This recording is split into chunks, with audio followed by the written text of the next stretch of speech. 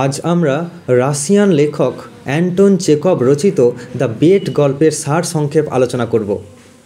গল্পটি শুরু হয় এক সন্ধ্যার পার্টিতে। সেখানে এক ব্যাংকার ও এক তরুণ আইনজীবীর মধ্যে তুমুল তর্ক বিতর্ক হয়। একজন বলে যে মৃত্যুদণ্ড শ্রেয়, আর একজন বলে যে যাবজ্জীবন কারাদণ্ড শ্রেয়। ব্যাংকার, যে কিনা এই গল্পের অন্যতম একটা ক্যারেক্টার এবং ধনী মানুষ, অনেক ধনী, অনেক টাকা পয়সাওয়ালা ধনী মানুষ, যে কিনা অহংকার করে, সে বলে যে মৃত্যুদণ্ডই উত্তম, কারণ এটি তীব্র কিন্তু সংক্ষিপ্ত।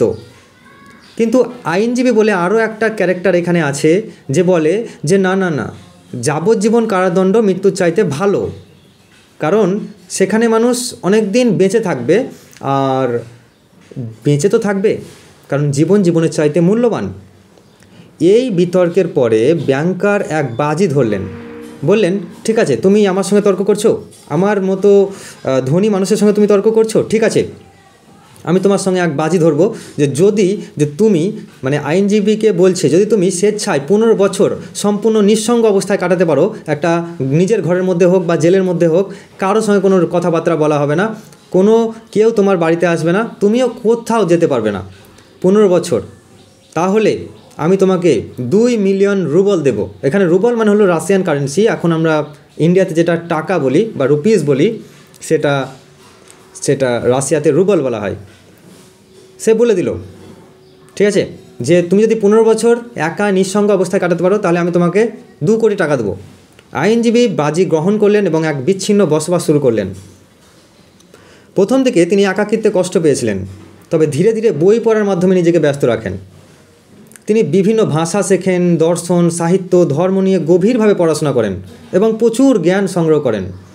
সময়ের সঙ্গে সঙ্গে তিনি জ্ঞানী এবং আত্মনির্ভরশীল হয়ে ওঠেন। 15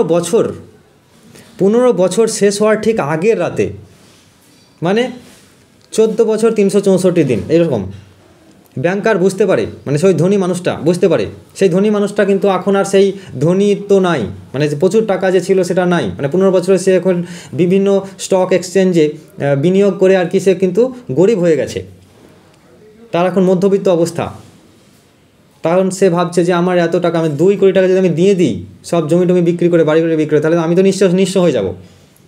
তাহলে কি করা উচিত? তাহলে ওই যে আইনজীবী আছে না, যে কিনা বন্দি অবস্থা আছে, ওকে যদি আমি মেরে ফেলি, তাহলে কিন্তু আমাকে এটা করতে হবে না। তাই কি করলো, তিনি আইনজীবীকে হত্যা করার পরিকল্পনা করেন।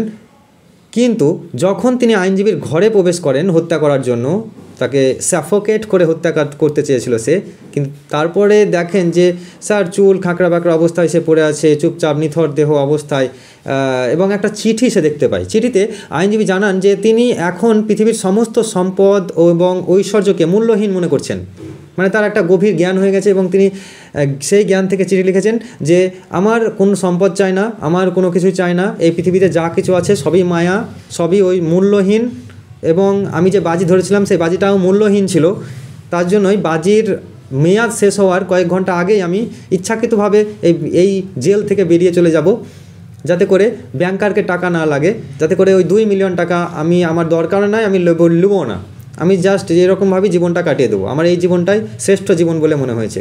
তো ব্যাংকার এই চিঠিটা যখন পড়লো, তখন ভাবলো যে তাই তো, এই চিঠিটায় এরকমভাবে সে কথা লিখেছে, তাহলে তো আমাকে 2 কোটি টাকা লাগবে না, তাহলে তাকে খানুকাই ছুঁচো মেরে হাত গন্ড করে লাভ নাই।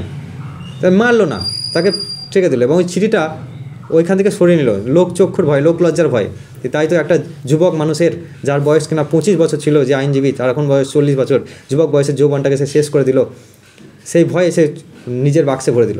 শেষ পর্যন্ত আইনজীবী তার আত্মিক উন্নতি অর্জন করলো, আর ব্যাংকার তার অপরাধবোধে ভেঙে পড়ল। গল্পটি অর্থ, লোভ এবং জীবনের প্রকৃত অর্থ সম্পর্কে গভীর বার্তা বহন করে।